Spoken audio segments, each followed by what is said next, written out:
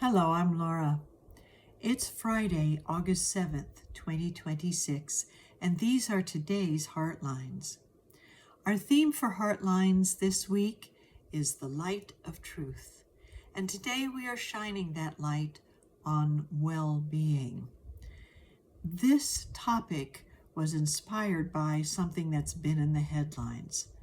2 intestinal viruses have broken out throughout the United States.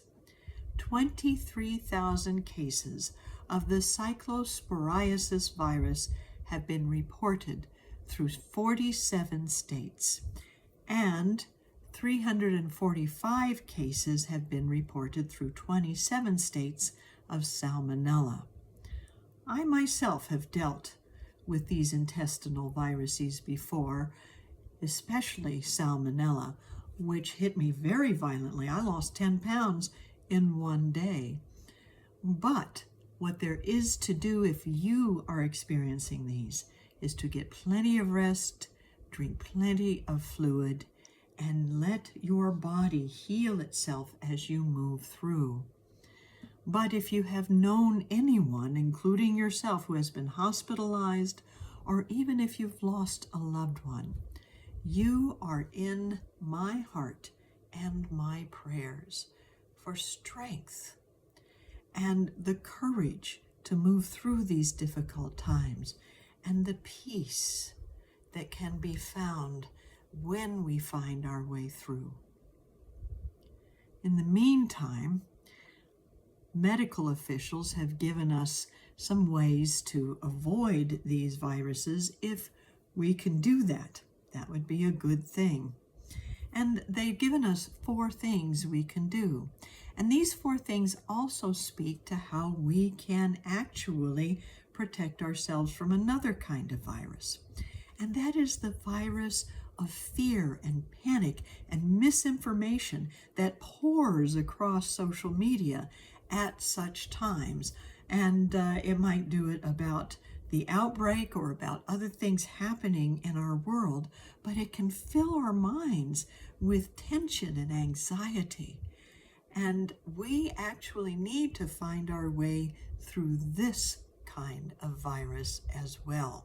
And this is what these 4 steps regarding the intestinal viruses can help us do metaphorically. So here we go. The first step is to buy whole produce instead of pre-bagged mixes. In other words, when we hear something, an idea or opinion or story, get the whole story behind anything we hear. What are the facts? We can actually examine these rather than the pre-packaged toxic language we may hear. Then disregard outer leaves. Like I always peel off those outer leaves from my lettuce. And this tells us to look beyond the surface appearances to the intentions of others and find what is clean and untouched in the heart of every human being. This is how we can start to build bridges. Then scrub or wash thoroughly under running water any vegetables you use. This tells us to clear the mind by letting love wash over you and by letting your mind focus on others, seeing them washed in the light of love. And finally, cook greens or vegetables to at least 158 to 165 degrees Fahrenheit or 70 to 74 degrees centigrade. This tells us to let each presented idea cook, simmer, and stew in us. Notice how it smells, how it tastes when we speak it, and how nourishing it is for others. So let's open our minds to well-being in mind and body in a moment of silent contemplation by focusing on a special thought. Let's take a deep breath and close our eyes and hold this idea in our hearts. I feed on healthy food and thoughts of well-being for myself, for others, and for society as a whole. I feed on healthy food and thoughts of well-being for myself, for others, and for society as a whole.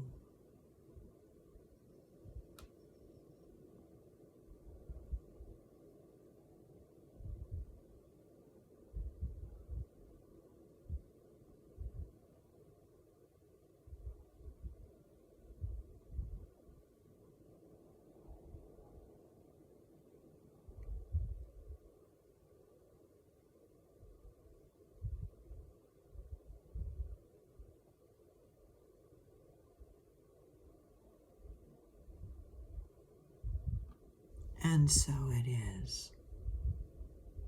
So well-being is very important for all of us and for you. And it doesn't mean you never feel sick or upset or out of sorts. But when you do, you can look for the whole story behind what is making you feel that way. You can look beyond the surface appearance. You can clear the mind by washing yourself in the light of love. And you can let each idea cook and simmer in you till it tastes delicious and is a nourishing thing to share. So thank you for sharing with me this day, and may you be well. Have a wonderful day.